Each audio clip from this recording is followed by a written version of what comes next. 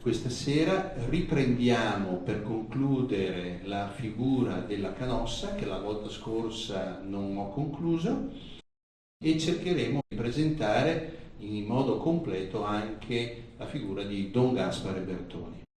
Allora, intanto abbiamo visto che lei fa di fatto è quella che regge le vicende di casa Canossa.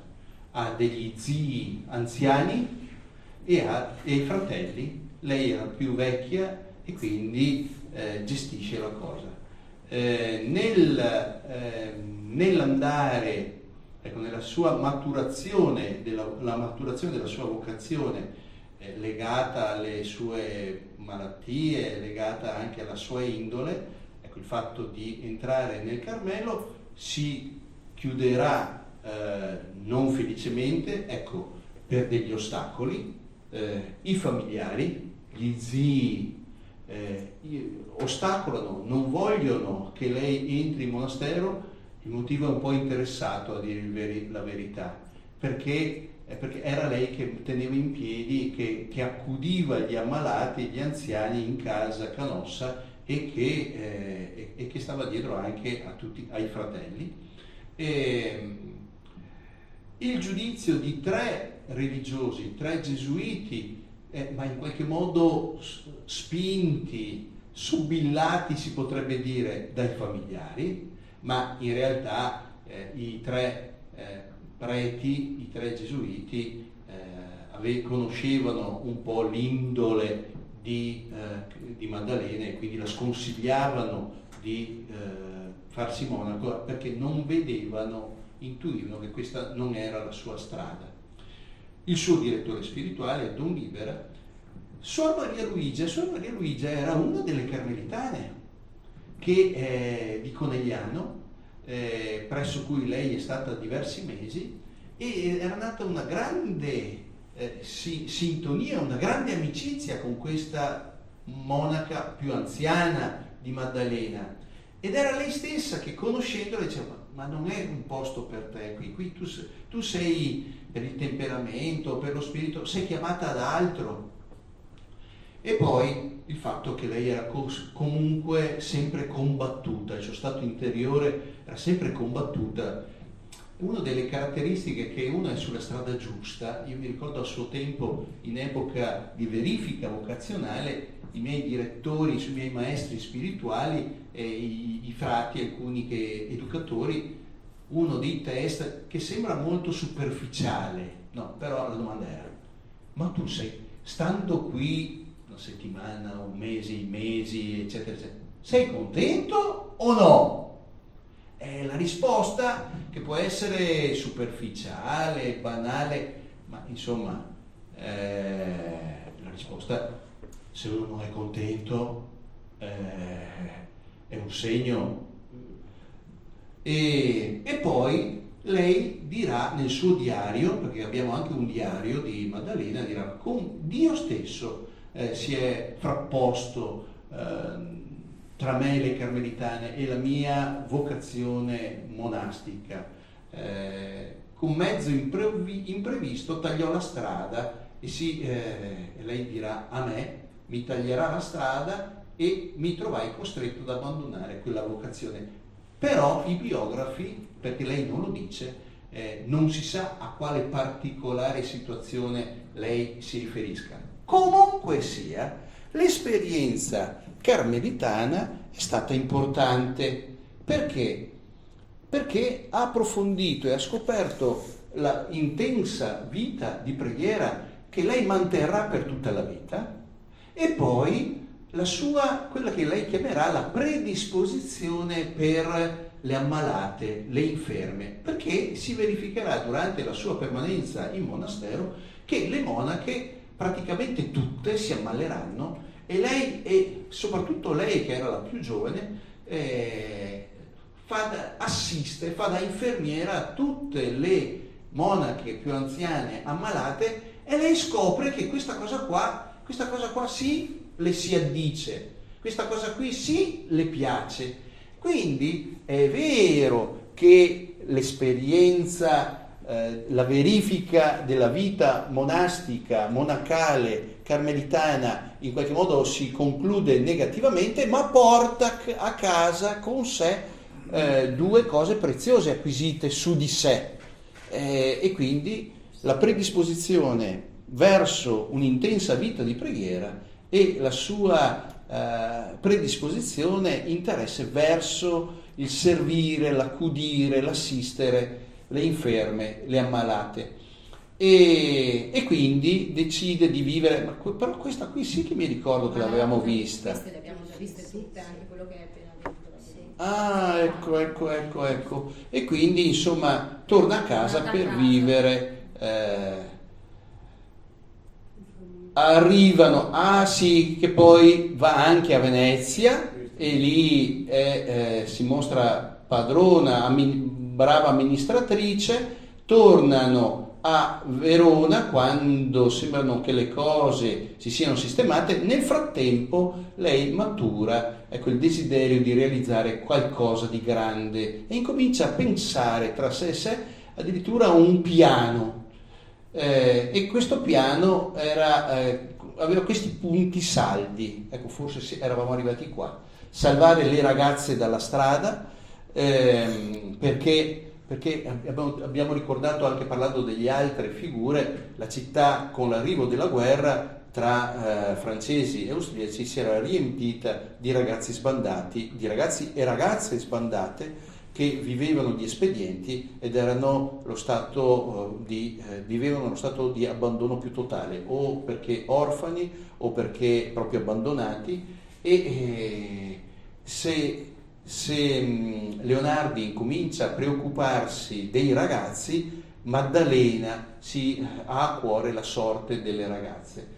Poi, ecco, quello che ha scoperto tra le carmelitane, assistere le inferme negli ospedali, creare scuole per infermiere e anche unire i vari ospedali della città, perché alla Misericordia c'era l'ospedale più grande, ma ne esistevano altri più piccolini e in condizioni peggiori.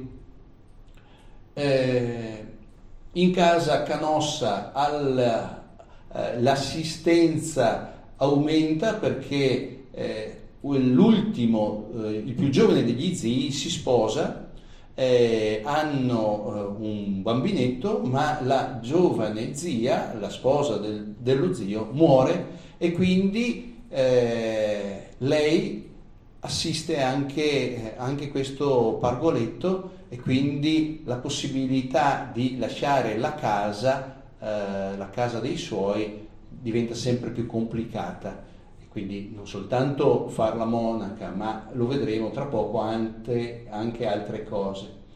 E quindi lei, pur non potendosi muovere, quindi desiderando di salvare, di recuperare ragazze dalla strada, l'idea era quella di o chiamarle in casa con sé, ma non poteva, perché la casa non era totalmente sua, c'erano gli zii che questa cosa qui aborrivano, e allora cerca di trovare altre vie, e allora si procura in qualche modo dei soldi. Aveva ingegnato anche un modo tutto particolare di recuperare dei soldi presso la cittadinanza di Verona, e collocava alcune ragazze presso delle famiglie affidabili, pagando le famiglie perché le tenessero in casa.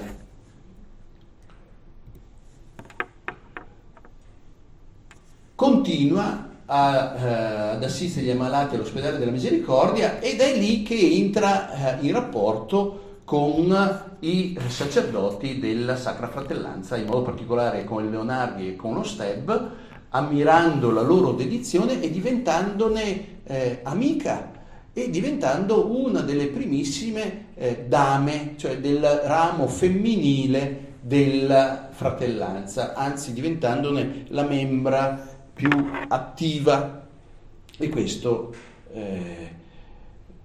anzi, l'amicizia con Leonardi e con Steb è così forte che lei, che ha scritto, vi avevo detto la volta scorsa, 15.000 lettere circa, moltissime sono inviate ad una sua amica, di cui diremo fra un attimo, un'amica milanese incontrata proprio nell'ospedale della Misericordia, e lei in queste lettere spessissimo parla di quello che fanno insieme e quello che fanno Don Leonardi e Don Steb.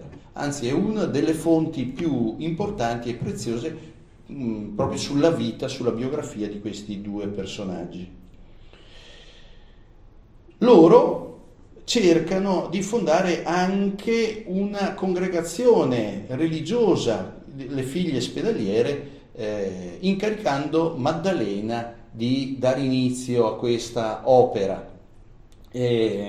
Perché si sono accorti, ve l'avevo già ricordato, sia parlando di Steb che parlando del Leonardi, si erano accorti che le persone che assistevano gli ammalati, laici, raccogliticci, occorreva avere una vera vocazione, e una vera vocazione e dedizione, ecco, non si riusciva a concepirla se non fondando, dando inizio ad un ordine religioso. Quindi ecco che si vede che Maddalena non lascia cadere il suo desiderio di educare le inferme, ecco, e quindi elabora il suo piano e lo espone, quei 4 punti che vi ho ricordato prima, che riguardava le ragazze, le inferme, la formazione di scuole per infermiere per educarle, e poi la unificazione degli ospedali. Ecco che elabora il suo piano e lo propone al vicario generale Ridolfi.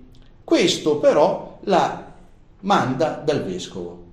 Il vescovo è Avogadro, e questo è un incontro che segnerà in modo importante le vicende successive di Maddalena. Ve lo dico in una parola, perché lei va dal vescovo, le presenta tutto il suo piano, e il vescovo dice: bello, la prova, ma le dice di cambiare totalmente, perché l'urgenza, allora, dice a lei, perché risulta rivoluzionario, dice che il piano era troppo vasto per una persona sola.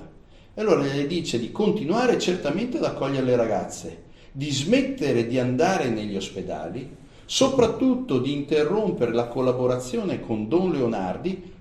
Da tenere presente che, se non ricordate male, Don Leonardi era uno dei discepoli prediletti del vescovo Avogadro. Anzi, l'attività negli ospedali l'aveva già proposta, sottolineata lo stesso Avogadro ai preti della diocesi nella prima lettera pastorale, ma che era datata 9 anni prima. Ma che cosa succede? Succede che anche Avogadro impara dalla realtà. Prima aveva sottolineato una urgenza, che era quella di impegnarsi negli ospedali e nell'assistenza dei feriti, dei moribondi, eccetera, eccetera, eccetera, ma a questa urgenza ne è subentrata un'altra, si potrebbe dire, più urgente, e cioè il recupero, l'educazione dei ragazzi che riempivano le strade di Verona. E quindi anche Avogadro impara e cambia le strategie e le priorità, e suggerisce anche a Maddalena una cosa diversa, e quindi di non istituire scuole per infermiere, ma scuole popolari gratuite per le ragazze, chiamate scuole di carità. Una vera e propria rivoluzione rispetto a quello per cui la Canossa si sentiva portata. Anzi, dirà: ero entrata in episcopio con in cuore una grande opera prevalentemente ospedaliera, ne uscivo con una opera unicamente educativa. E le scuole di carità, cioè le scuole gratuite, lei dirà, era una cosa che io aborrivo, cioè me faceva venire mal de panza. Cioè non mi sentivo assolutamente attratta. e incomincia però a prendere, insomma, a tener conto delle indicazioni del vescovo, frequenta meno frequentemente l'ospedale, incomincia a raccogliere qualche ragazzina abbandonata e pericolante. Fino adesso le aveva affidate a delle famiglie, adesso le affida alla direzione di una maestra. Prendeva delle donne, delle persone che lei identificava come possibili maestre, dava uno stipendio a queste maestre e prendeva una casa in affitto e là si svolgeva una scuola. Quando poteva, però, continuava a frequentare l'ospedale. L'incertezza di questa opera dura anni, perché le case erano piccole, i contratti, doveva continuamente cambiare case perché i contratti erano sul più bello la lasciavano per strada, anche le maestre erano inaffidabili perché duravano poco, c'erano difficoltà economiche permanenti e soprattutto perché Maddalena viveva a casa sua e quindi tutte queste iniziative le faceva e le affidava ad altri. Andava episodicamente a trovarli, a visitare, ma non poteva stare lì perché gli impegni a casa Canossa le impedivano questo. Comunque, siamo nel 1803, la città è occupata dai francesi da una parte e dagli austriaci dall'altra e riesce a dare inizio alla prima scuola gratuita. Ma lei osserva una cosa interessantissima e dice che la grande difficoltà di queste scuole non è neanche raccogliere ragazze, perché raccogliere ragazze è per sé cosa piccola, che in molti altri luoghi si pratica. Invece è l'educarle bene, da farne brave cristiane e vere madri di famiglia la grande difficoltà. Ma il problema qual è? Il nocciolo del problema era: dame devote, donne, signore, perché sta parlando delle maestre, io ne trovo a fascine, numerosissime, brave donne, ma vere vocazioni non se ne trova tante. E cioè gente che lo fa perché ha bisogno che io le paghi, gente che perché lo facevano, ma lo facevano per un certo periodo, poi cambiavano idea, poi lei diceva: qui c'è bisogno di qualcosa di stabile, della stabilità. E la stabilità è data da chi fa una scelta di vita. E quindi ecco che si chiarisce in lei l'obiettivo di formare le maestre.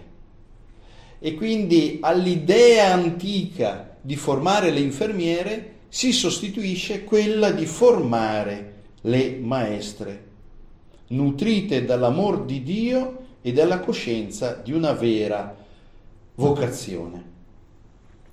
In ospedale accade, ecco, di incontro in incontro, qui faccio un passo indietro, incontra, ecco, questa contessa Durini di Milano, perché era giunta alle orecchie dei nobili e di sacerdoti milanesi che operavano nel settore della carità e degli ospedali, la notizia di quello che avveniva qui a Verona nell'ospedale della Misericordia con l'Evangelica Fratellanza, e hanno inviato questa signora a informarsi, a vedere direttamente cosa succedeva e come funzionava, ed è stata attirata dalla dedizione di una signora che poi si rivelerà essere Maddalena, dalla dedizione che lei aveva, dell'atteggiamento nei confronti degli ammalati, diventeranno amicissime e fonte di una fittissima corrispondenza epistolare. E permette, grazie a questa amicizia e all'amicizia con Maddalena, che è in contatto con Leonardi e con Steb, renderà possibile il contatto fra la realtà veronese e la realtà milanese che tanto frutti buoni porterà. E porterà per Maddalena anche la conoscenza di alcune regole di vita religiosa legate alle opere di San Vincenzo. Maddalena si riconoscerà in queste, nelle figlie di Gesù di San Vincenzo de Paoli, che aveva conosciuto tramite il padre spirituale della contessa Durini. E perché lei si identifica in questo? Perché si parlava, questa congregazione, questo ordine religioso del San Vincenzo, le figlie di Gesù di San Vincenzo, assistevano le bambine, poi avevano qualche iniziativa che riguardava anche le donne adulte e allo stesso tempo anche le inferme. In primo luogo l'assistenza alle bambine tramite scuole pubbliche gratuite per sottrarle dalla strada, istruendole ed educandole nella dottrina cristiana, nella morale, nei lavori femminili, predicando gli esercizi spirituali e anche la dottrina cristiana per le stesse donne adulte. E poi infine era contemplata anche l'assistenza delle inferme, ed erano le cose per cui ecco che Maddalena dice: questa cosa qui sì mi interessa, perché esprime bene quello che anch'io ho in mente e desidero fondare, e decideva proprio di fondare un'istituzione proprio così. Però lei è preoccupata perché dice: ma io non mi sento in grado da sola di fare tutto questo, di tenere in piedi tutto questo, e allora cerca di trovare una compagna che le dia una mano, ma senza riuscirvi. E provvidenziale sarà l'amicizia, i contatti, i rapporti umani, questa rete misteriosa che rende possibile tante cose, tante conoscenze. Maddalena entrerà in contatto con una donna, con una monaca che da anni girava l'Italia con un gruppettino di monache in cerca di ricostituire l'ordine femminile dei Gesuiti, che erano monache di clausura, e vagava girando per dei monasteri. La capa di questo gruppettino, di questa quindicina di suore, di monache, si chiamava Leopoldina Naudet. Leopoldina Naudet aveva un padre spirituale che era amico di questo padre milanese, e allora la Canossa, confidandosi prima col suo direttore spirituale, poi con questo prete milanese, dice: ma io sto cercando e non si trova, e allora di giro in giro dice: ma guarda, io ne conosco uno che in questo momento, con un manipolo di altre amiche, sono a Murano, un'isola a Venezia, e devono venire via da lì. Lei è bravissima, questa Leopoldina, forse potrebbe fare il caso tuo. E allora Maddalena dice: beh, insomma, incrociamoci, conosciamoci, e succederà proprio così. E avranno prima dei contatti personali, lei tornerà, Leopoldina, a Murano, e poi dopo un paio di contatti, quando riusciranno a trovare un luogo, ecco che Leopoldina porterà con sé anche le altre compagne. Saremo ormai nel 1808, perché nel frattempo il luogo quale sarà? Allora Napoleone ha sciolto tutti gli ordini religiosi, soppressi tutti gli ordini religiosi a Verona, e quindi scompaiono suore, scompaiono frati. Che fine fanno? Le suore o emigreranno o torneranno a casa, e i frati, i religiosi, o entreranno nel clero diocesano o anche loro emigreranno in altre parti dove i rispettivi ordini non erano stati soppressi. Ma a Verona ci si trova all'improvviso con una marea di chiese e di conventi vuoti. Pensate un po', molti perlomeno uffici pubblici si trovano in conventi, in ex conventi. Alcuni sono diventati pizzerie, potrei farvi un elenco di una decina, quindi tra chiese, conventi. Adesso in questo momento mi vengono in mente velocemente 4 chiese che sono pizzerie, 5. E quindi c'è la chiesa del Redentore al Teatro Romano, c'è la chiesa, la pizzeria che è lì in via di Getto, che è, non mi ricordo come che si chiama, che era dei frati di Cappuccini, che è una chiesa. Poi c'è in Corso Cavour, non in Corso Cavour, è ancora via Corso di Porta Pallio, San Matteo, ma anche di fronte agli Scalzi c'è un'altra. Santa Lucia Intra anche.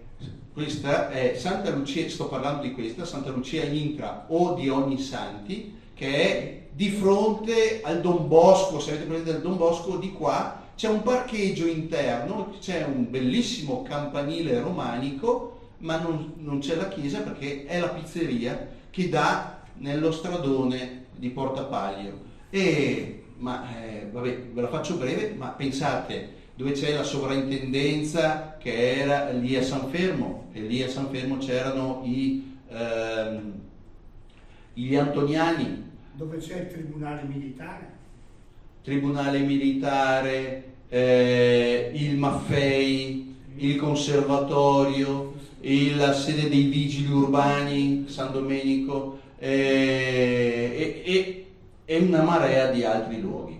E allora ci sono conventi liberi e Maddalena cerca di ottenere un convento che è rimasto vuoto, che era delle Agostiniane e che era a San Zeno, il quartiere a quel tempo più popolare della città, ed è dove c'è attualmente la casa madre delle Canossiane.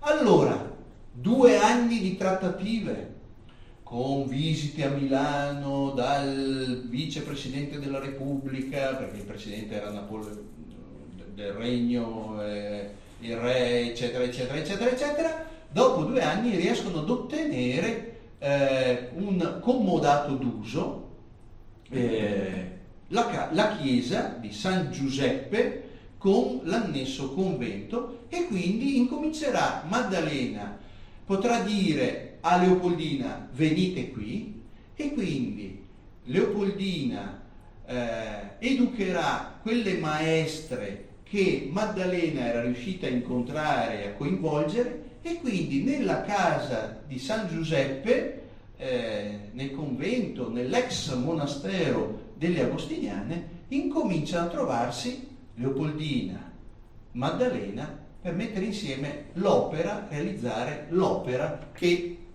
Maddalena aveva in mente. L'opera poteva finalmente decollare per l'ampiezza e la struttura della nuova casa, la presenza finalmente stabile anche di Maddalena, perché ha sistemato anche le cose in casa Canossa, che ormai possono andare avanti da sole. In realtà Maddalena continuerà a dare un occhio anche alle vicende di casa, che non era lontanissima, se voi pensate, e poi l'esistenza finalmente di una compagna affidabile di spessore come Leopoldina. Maddalena con le sue maestre, Leopoldina con le sue compagne è il primo nucleo della futura congregazione delle Figlie della Carità, e l'8 maggio del 1808 ecco che inizia ufficialmente l'opera. E lì il vescovo, che nel frattempo è diventato, non è più Avogadro ma si chiama Liruti, cosa farà?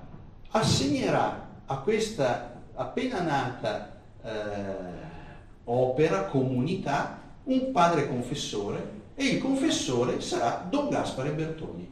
E quindi si trova nella casa di San Giuseppe contemporaneamente la Canossa, Leopoldina Nodè, Gaspare Bertoni come confessore. Per l'opera non si poteva sperare di meglio. Che cosa svolgevano? Di giorno e notte assistevano le fanciulle che erano ospitate nella casa, e poi nel quartiere di San Zeno si aprivano anche la scuola alle ragazze del quartiere, compresa la dottrina cristiana, quindi avevano delle ragazze in casa, ma svolgevano l'opera anche all'esterno. Un anno dopo a San Giuseppe erano presenti 18 educatrici, tra le compagne di Leopoldina, le maestre di Maddalena, 18 e 16 ragazze interne. Leopoldina aveva la direzione dell'opera e la formazione delle maestre, mentre Maddalena curava la parte amministrativa. Si erano divise così il lavoro. Certo, avevano una aspirazione diversa, perché Leopoldina aveva in mente di dare inizio. Lei stava con Maddalena. Maddalena aveva come una sensibilità più popolare, e anche le donne che recuperava erano grese, mentre Leopoldina voleva in qualche modo, sentiva la sua vocazione proiettata su qualcosa d'altro, e quindi la formazione non della crème, dell'elite, però di qualcuno che prendesse in mano, pur essendo ragazze e donne, le voleva che prendessero in mano le sorti anche delle vicende sociali, e quindi stanno assieme, ma avevano due sottolineature diverse. Riusciranno a stare assieme 8 anni, e poi Leopoldina, quando vedrà che l'opera messa in piedi insieme a Maddalena potrà camminare con le sue gambe, ecco che allora si staccherà e darà luogo, inizio ad un'opera diversa, e si trasferì insieme con Don Bertoni, che era il confessore della comunità, ma poi diventerà specificatamente il direttore spirituale di Leopoldina. Lei desiderava ricostituire l'opera femminile, una congregazione femminile gesuitica, con impronta gesuitica. Si trasferirà dalle parti delle Stimate, dove c'è il teatro, ecco, dove vi avevo detto che c'era il convento delle Terese. Lì poi nel 1816 andrà Leopoldina. Non parlerò qua, in questo periodo incontrano anche Teodora Campostrini, che era una delle discepole della Canossa. L'opera si dilata, la prima nuova fondazione a Venezia, chiamata dai conti, Maddalena viene chiamata a Venezia dai conti Cavanis, 2 fratelli, che avevano dato inizio nel 1810 a Venezia un'opera analoga, però rivolta ai ragazzi, e quindi era giunta loro la notizia di quel che stavano facendo a Verona la Canossa e la Nodè, e quindi chiamano la Canossa e dicono: senti, qui siamo pieni di ragazzi anche qui a Venezia, vieni a fare qualcosa, a iniziare qualcosa di quello che stai facendo lì anche qui a Venezia. E lì, nella permanenza che dura 2 anni a Venezia, comincia a redigere anche le regole delle figlie della carità. E insieme alla Durini in questo periodo andrà per approvare la sua opera, perché occorre tenere presente che gli ordini religiosi sono stati soppressi, e questo vale anche nell'epoca successiva con gli austriaci, e quindi fondare nuove congregazioni bisognava ingegnarsi, perché l'escamotage era quello di poter dimostrare che l'opera che si faceva era utile, socialmente utile, quindi si ammetteva in qualche modo se il servizio e l'attività era a beneficio degli ammalati oppure delle scuole, perché altrimenti non si poteva. Vanno a trovare, addirittura a incontrare, lei e la sua amica Durini, il Papa per ottenere approvazione. Aprirà poi l'altra casa, la terza casa si aprirà a Milano, perché saranno le amiche e gli amici milanesi che insisteranno perché anche lì si piantasse l'opera che la Canossa sta facendo a Verona e a Venezia, poi 4 anni dopo a Bergamo e poi nel 28 a Trento. Anche se ce l'avevi in testa fin dall'inizio, fu faticoso aprire il ramo maschile della sua opera, che si ebbe soltanto diversi anni dopo, e quindi quasi una trentina di anni dopo l'inizio, 25 anni dopo l'inizio di quello che aveva iniziato con le ragazze. I primi, su cui Maddalena aveva messo gli occhi, ma che poi non saranno i primi canossiani, Don Provolo. Lei aveva, perché tra le sue ragazze c'era la sorella di Don Provolo, e quindi lei si era, Maddalena, innamorata di questo giovane prete che poi la abbandonerà, e lei la vivrà proprio come un vero e proprio tradimento, ma lui darà inizio all'opera dei sordomuti, e poi lo stesso Rosmini. E anche qui entrerà tra le canossiane la sorella, che poi diventerà tramite per l'inizio della casa di Trento, ma Rosmini, che era di Rovereto, un grande filosofo, forse avrete sentito nominare, beato Rosmini, e invece altri saranno gli iniziatori dell'opera canossiana maschile. Conclusione: alcuni aspetti della figura e dell'opera di Maddalena.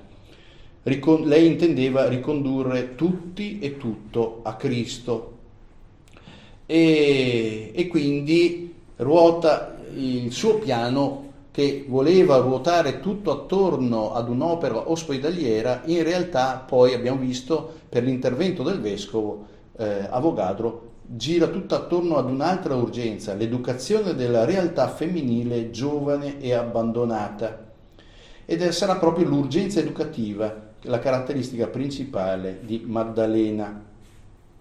E sì, sembra, ma questo lo saltiamo, ecco, il valore compreso solo vedendolo in atto in un maestro, l'importanza della cura e della formazione delle maestre per questo compito educativo. E quindi se il fine è l'educazione delle ragazze, e queste hanno bisogno di maestre che siano all'altezza della situazione, e quindi la sua preoccupazione era quella della formazione, dell'educazione delle maestre.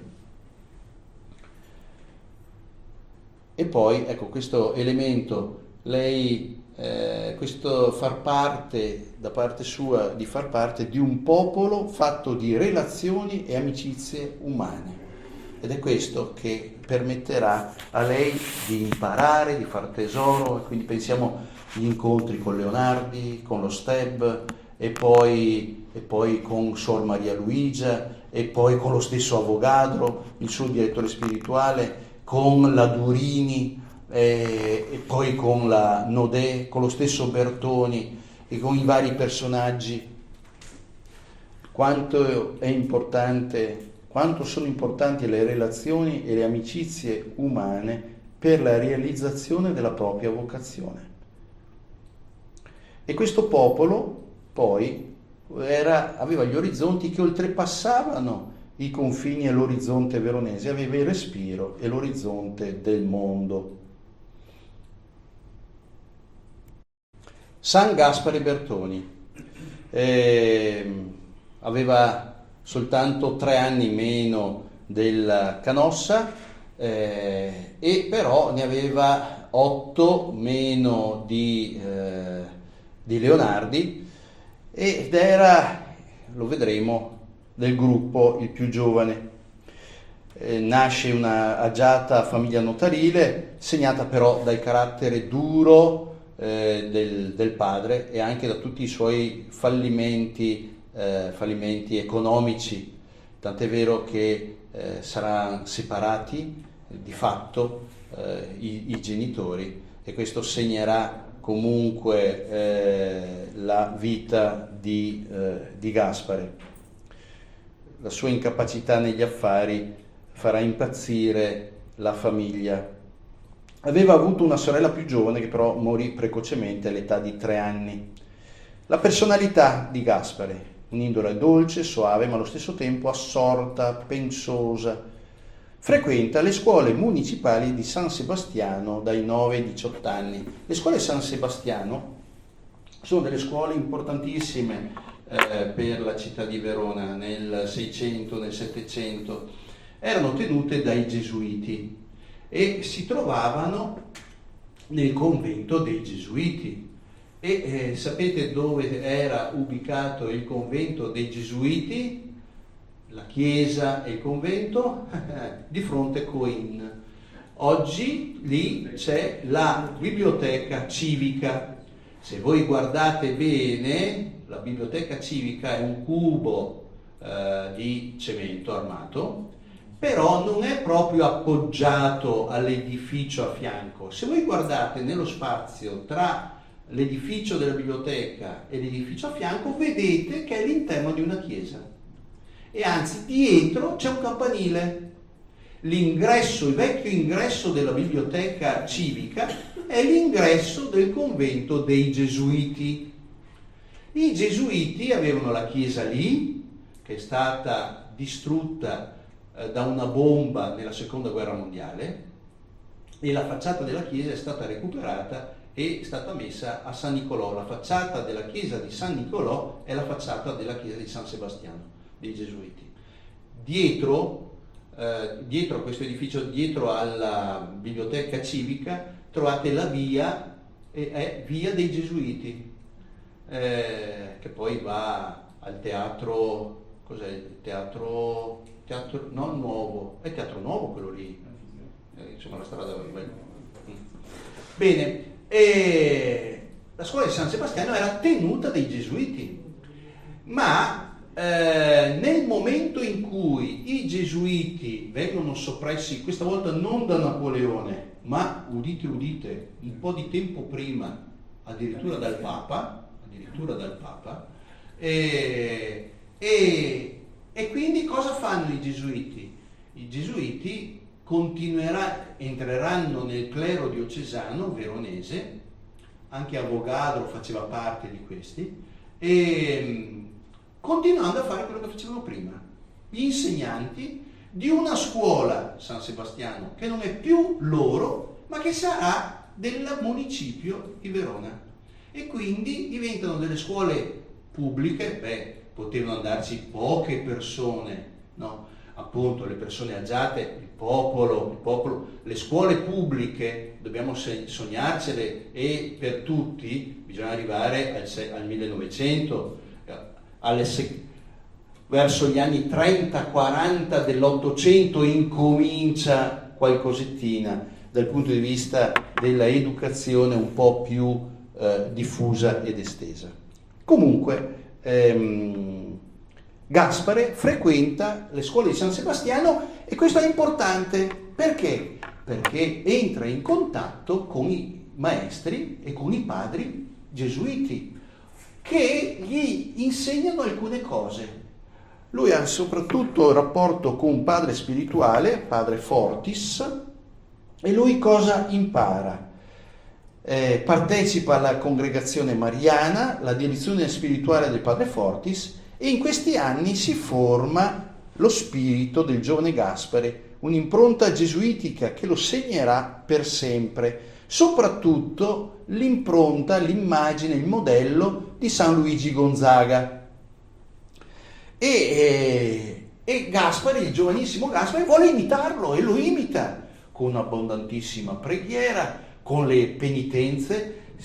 C'era a casa sua, che viveva con la mamma perché il papà era altrove, e avevano una domestica che faceva i lavori di casa, e non voleva mai che la domestica andasse a fargli il letto. E perché poi un giorno si scoprirà perché lui dormiva senza il materasso e aveva riempito sotto le lenzuola di sassi e pietre per poter esercitarsi nella penitenza. Pensate a un ragazzo di 15 anni, carattere riservato ma abile nel creare momenti di ricreazione e aggregazione con i suoi coetanei, anche se alla fine ogni divertimento si concludeva o presso un letto di un ammalato o davanti al tabernacolo. Al termine degli studi, quando ha 18 anni, c'è un colloquio con il suo parroco che lo provoca, un colloquio provocatorio, gli dice: ma senti, ma non hai pensato che la tua strada potrebbe essere diventare sacerdote, prete?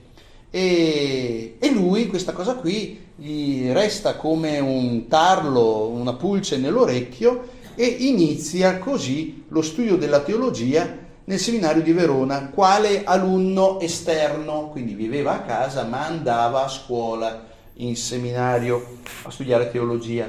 E in quel seminario, che abbiamo visto, sono proprio gli anni in cui Avogadro, il vescovo, lo ha impostato perché vuole i suoi preti, e abbiamo visto che ha incominciato a sfornare alcuni giovani preti fatti in un certo modo, questo spirito da una parte combattivo, questo spirito anche missionario, apostolico, evangelico.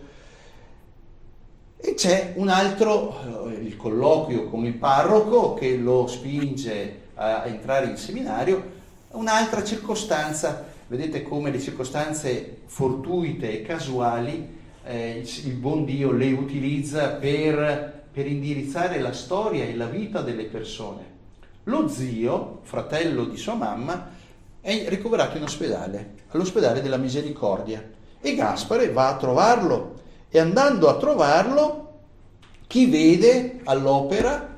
Vede il Leonardi, Don Leonardi, giovane prete Leonardi, e il giovane non ancora ordinato prete, ma da lì a qualche giorno lo sarà, Don Steb, che si dedicano agli ammalati e che stavano iniziando a pensare a fondare l'Evangelica Fratellanza, e lui entrerà, sarà tra i fondatori della Fratellanza. Lui, giovane chierico, non era ancora prete. Altro colloquio importante per gli anni successivi, siamo ormai un anno dopo, siamo nel 97, Gaspare ha 20 anni e il suo parroco gli affida la preparazione di 8 ragazzini alla prima comunione. Lui si prende così a cuore questi 8 ragazzini, con la passione, la diligenza e l'impegno, proprio perché lo vive come una missione, una vocazione, e scopre da una parte lui che sta roba qua lo segnerà per sempre, l'educazione dei giovani, ma anche i giovani troveranno in lui un efficace e vero punto di riferimento. Viene ordinato sacerdote, siamo il 20 settembre del 1800, e nel giorno della sua prima messa sarà l'occasione per una breve ricomposizione della sua famiglia. L'incarico che gli viene affidato è quello del servizio pastorale nella sua parrocchia. La sua parrocchia di origine è San Paolo in Campomarzo, e quindi lui fa il prete lì, si fa notare subito per la predicazione, e quindi una predicazione molto, molto efficace, e per lo stile di vita, il pretin, che è uno stile di vita umile e mortificato. Abbiamo visto, no, le penitenze che faceva fin da giovane. E di sua iniziativa, senza che avesse detto nessuno, incomincia a raccogliere attorno a sé alcuni ragazzi, tra quelli che vagavano per le strade della città, anche dai paesi vicini, e però dà inizio al primo oratorio mariano, e cioè alla domenica mattina si incomincia a trovarsi con 7-8 ragazzi, hanno un'età compresa fra i 12 e i 15 anni, si trova in una stanzetta della canonica, e cosa fanno? Lui legge loro, leggono assieme delle letture, vite di santi, vite del Vangelo, preghiere, qualche breve esortazione e poi li accompagnava a messa nella chiesa parrocchiale. E al pomeriggio invece si trasferivano a casa sua, cantavano, giocavano, qualche volta discutevano, a volte li aiutava anche nello studio e anche nell'apprendimento del lavoro.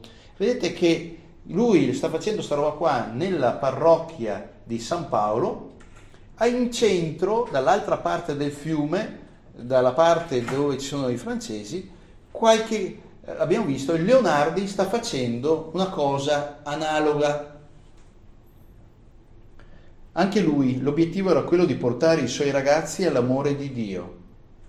Non so se vi delude, ma è esattamente lo stesso tentativo, cioè il motivo, lo scopo con cui anch'io sto con i ragazzi, in realtà è esattamente questo, facendo tutte le cose, ma per fargli conoscere e amare Dio e scoprire che anzi c'è una cosa che viene prima, che è Dio che vuole loro bene. In breve tempo il gruppetto si dilata e raggiunge il numero di 400 ragazzi. È necessario trovare spazi più grandi per poter svolgere le pratiche religiose, ma anche per giocare.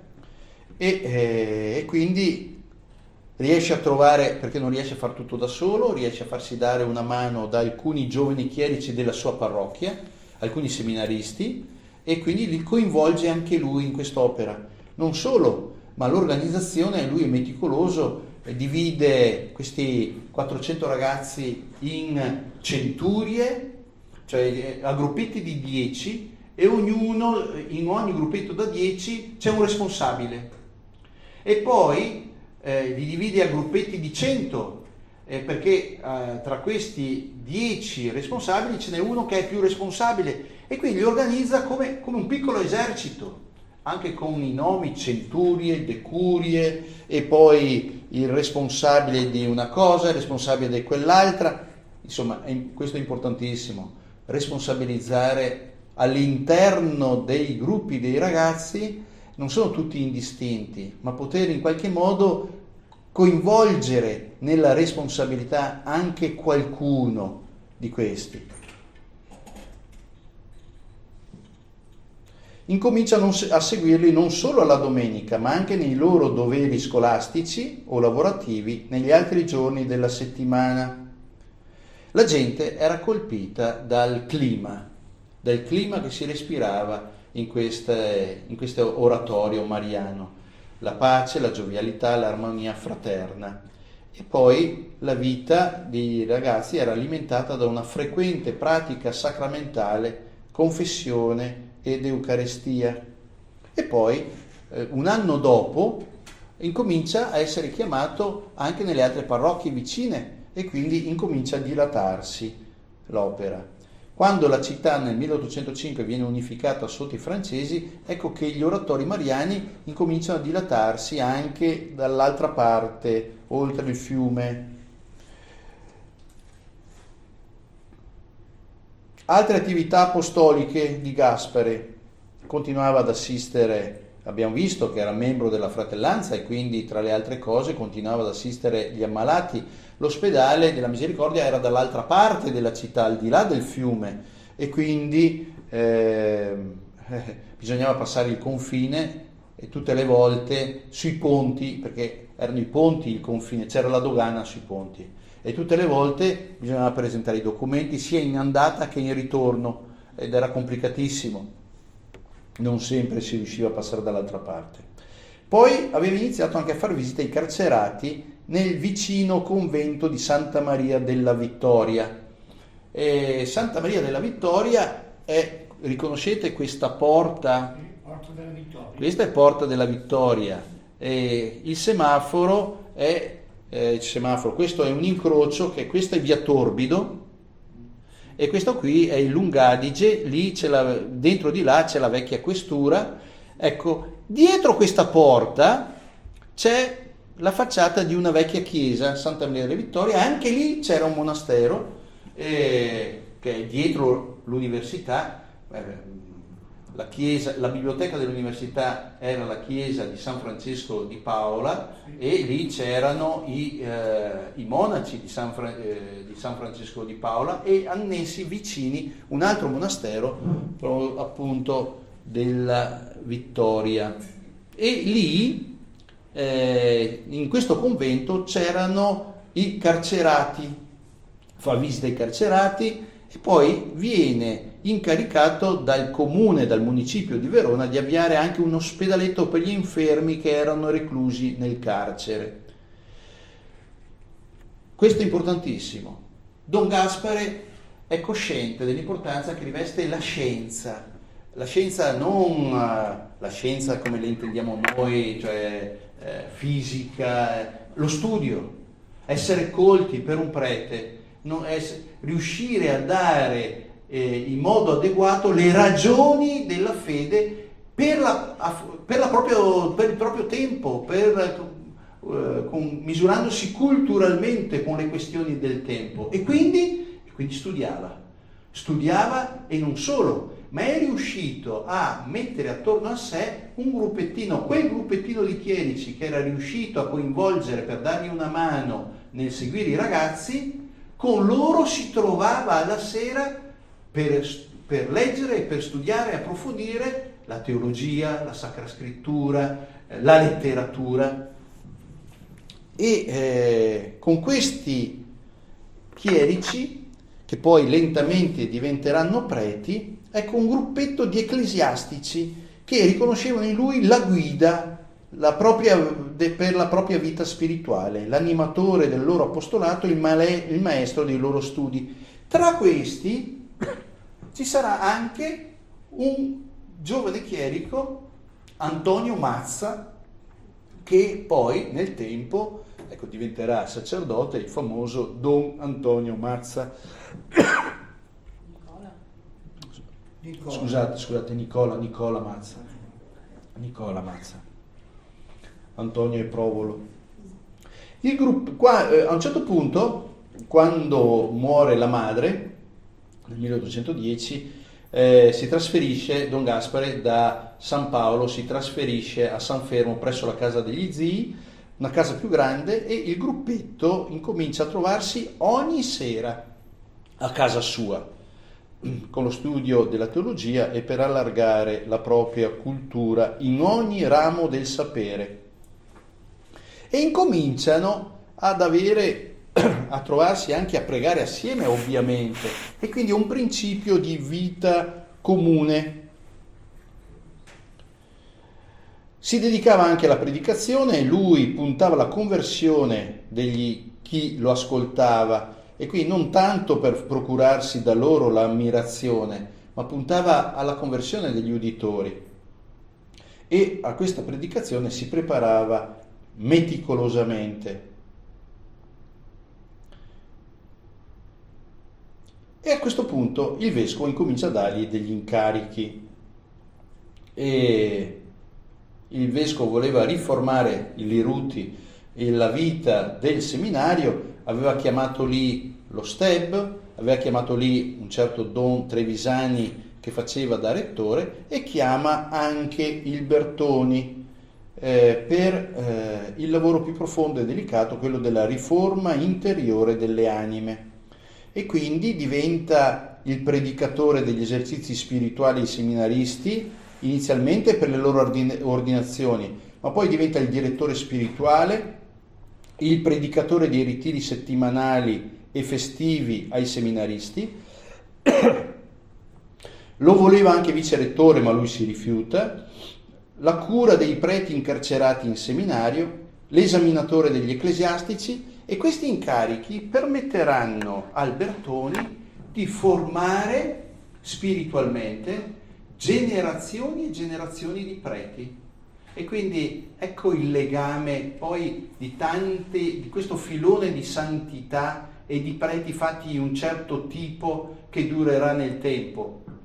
Il tramite è soprattutto il Bertoni che educherà generazioni di seminaristi e di preti, formandoli.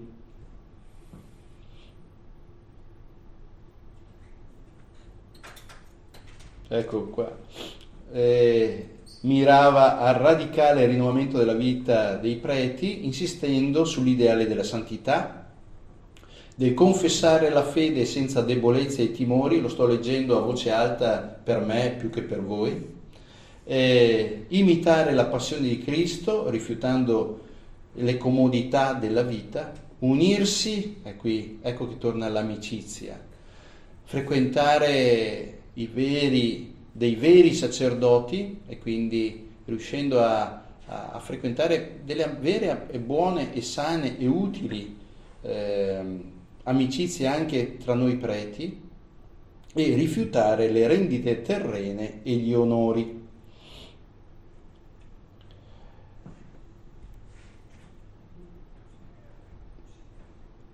Era anche confessore e direttore spirituale ricercato non solo dai seminaristi e dai preti, ma anche dalla popolazione di Verona. Dal 1808 per 4 anni, abbiamo visto, era il confessore nel convento di San Giuseppe, dove c'era la Canossa e la Nodè, dal 1811, e poi per diversi anni direttore spirituale della Nodè. Vi era una ressa di penitenti che correva, che cercava il Bertoni. La svolta. Nel 1816 l'attività di predicatore di Don Gaspare ha una svolta. Anche qua le casualità, ma che sono importantissime, dentro un'ottica provvidenziale. Don Leonardi doveva predicare, era a Brescia, e doveva predicare finalmente le missioni popolari a Verona, a San Fermo, ma si ammala. Allora il predicatore principale, che è Don Pacetti, che era quello che gli aveva permesso alla Canossa di conoscere la Nodè, chiede a Leonardi: ascolta, ma qui come facciamo se sei ammalato? Guarda, lì a San Fermo abita Don Gaspare, chiedi a lui.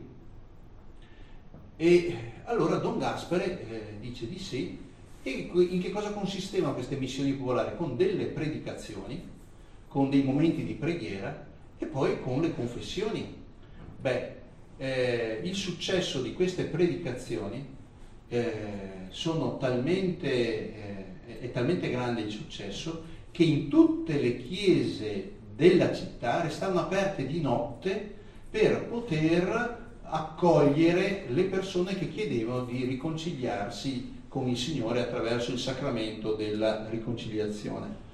E lì questa circostanza è importantissima, perché Don Gaspare, visto il successo, si convince che il metodo più efficace per la evangelizzazione in quel tempo sono proprio le missioni popolari, e quindi una predicazione popolare, sapiente, culturalmente fondata. E allora col suo gruppettino di ecclesiastici che si trovava a casa sua, lui desidera mettere in piedi, un gruppo di persone che siano un gruppo di preti che facciano i missionari apostolici popolari, per realizzare questa idea che era nata da una circostanza casuale, fortuita, ma all'interno della quale lui vede come un disegno divino, proprio dalla sua esperienza, che vede tutta l'efficacia di quanto stavano facendo. E vedremo che questo poi si realizzerà. Incomincia dunque a pensare a una congregazione di missionari apostolici dedicati alle missioni popolari in modo prioritario, e di lì a pochi mesi fa il suo ingresso proprio il 4 novembre del 1816 con alcuni suoi compagni sacerdoti che si trovavano a casa sua e che costituivano questo oratorio di San Fermo. Si trasferiscono negli ambienti adiacenti alla chiesa delle Stimate, proprio per iniziare a dar corpo a tale aspirazione.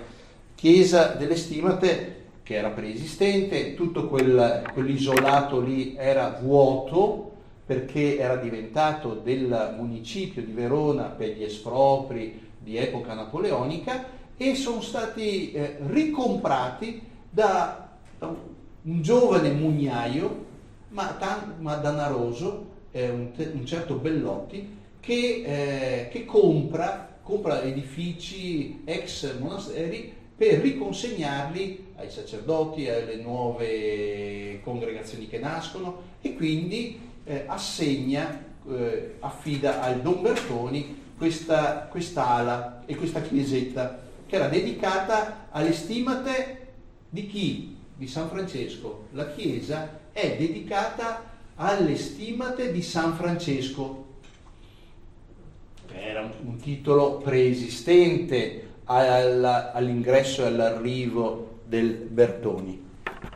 Ma lì ecco che incominceranno l'opera dei discepoli di Bertoni.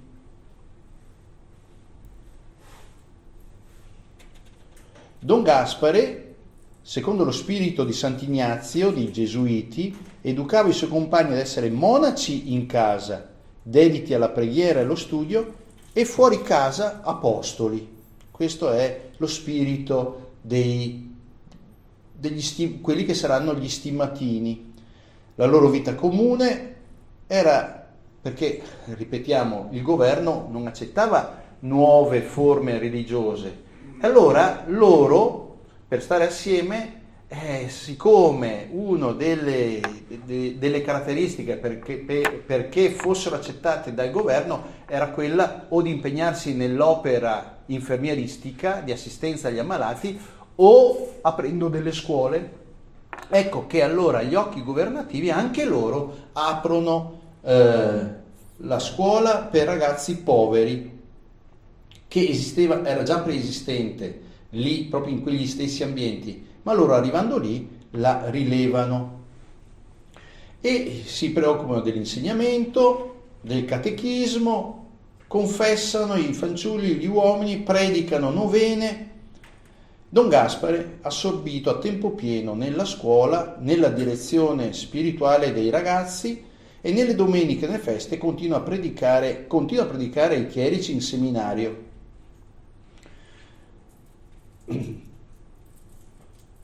Riceve anche il titolo dal Papa di missionario apostolico, cosa a cui teneva molto, e abbiamo visto che era lo stesso titolo che poi era stato assegnato anche a Leonardi, ed era indicativo anche di questo profondo legame con il centro della Chiesa, con il Vescovo di Roma. Proprio oggi la festa della cattedra di Pietro.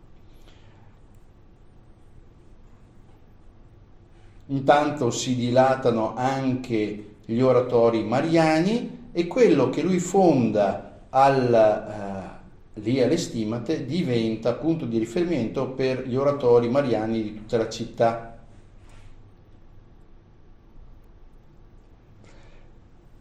Le regole all'inizio non ci sono, lui era molto restio di dare una regola a questa piccola comunità di preti, perché diceva ma che cosa facciamo? Lui sperava che le cose venissero su da sole. La regola era l'esempio della sua vita virtuosa,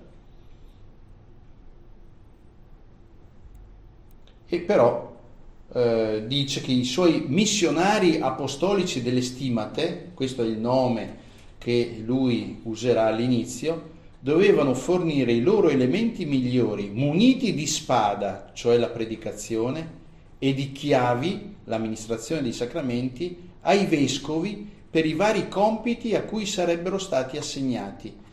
Allora, egli obiettano: ma come ai vescovi?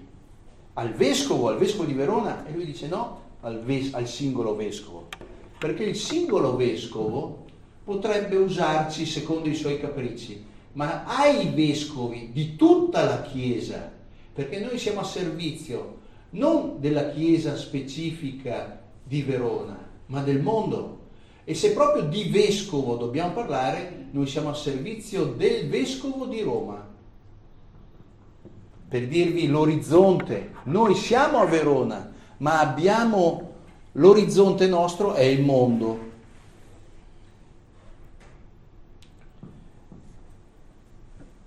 Insisteva moltissimo sull'unione profonda che doveva esistere tra i confratelli e così venivano incaricati dai vari vescovi di Verona, ma poi verranno incominciati a chiamare anche da altri vescovi i ministeri più vari. La malattia.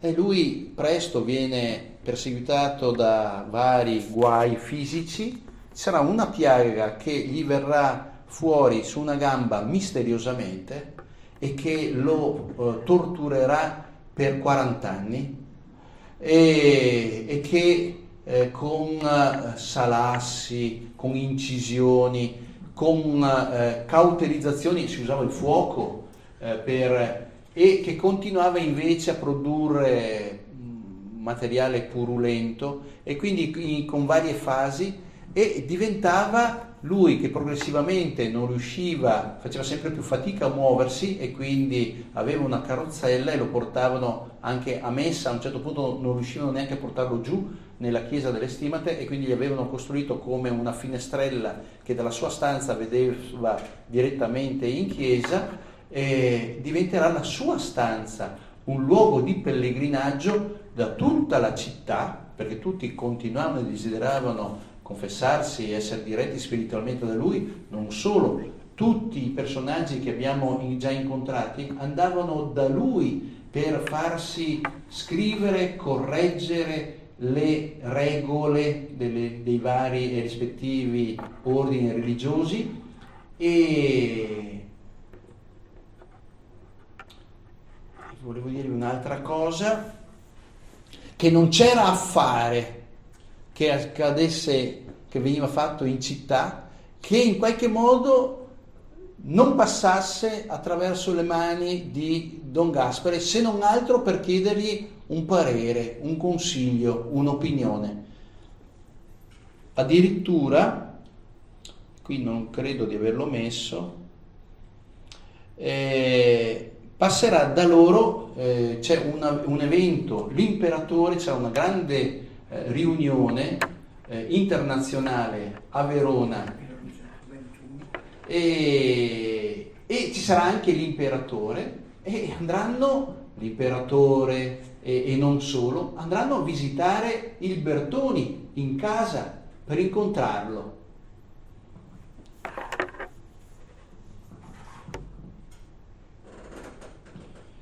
Pur nei dolori e nella limitazione dei movimenti, riuscì ad essere forte, paziente, lieto e instancabile nel predicare esercizi ai sacerdoti, ai chierici, nel confessare, nel dirigere la comunità in tutti i suoi affari, pur dovendo rimanere obbligato alla sua seggiola. E tutto questo fu possibile per la grande intimità sua personale con Cristo, che lo sosteneva fin dall'età più tenera, e l'intimità centrata su alcuni grandi misteri di Cristo, il Sacro Cuore, la Passione, l'Eucaristia con la celebrazione della Messa e Maria.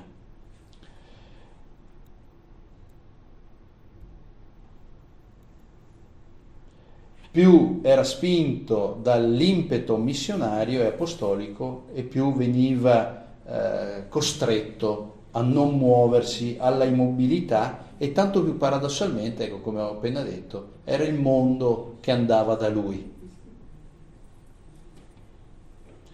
La casualità lo aveva fatto arrivare nella chiesetta e negli ambienti legati alle Stimate di San Francesco, e si può dire che lui imitava con le sue piaghe, attualizzava la passione di Cristo esattamente come aveva fatto San Francesco.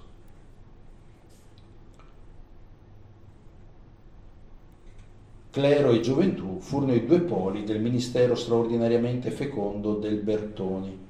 La sua azione a favore del clero si svolse nei ritiri settimanali che teneva per anni ai seminaristi, nell'essere stato confessore e direttore spirituale di tanti di loro, fornendo ai giovani sacerdoti un mezzo di santificazione personale nei suoi oratori mariani, che divennero centri di spiritualità con mirabili irradiazioni su tutta la compagine del popolo cristiano.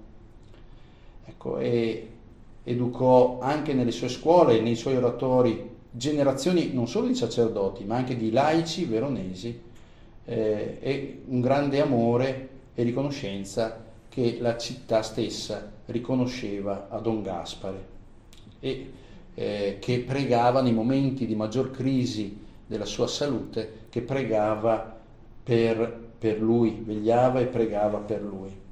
E si è trovato circondato da collaboratori, discepoli, amici, formando così una vera scuola, e ha esercitato una funzione di collegamento, di stimolo per alcuni fondatori veronesi, la Canossa, Nodè, Mazza, e poi attraverso il Mazza il Comboni, orientando l'azione dei fondatori verso obiettivi unitari, ognuno nel suo ambito, ma tutti mossi dalla stessa radice.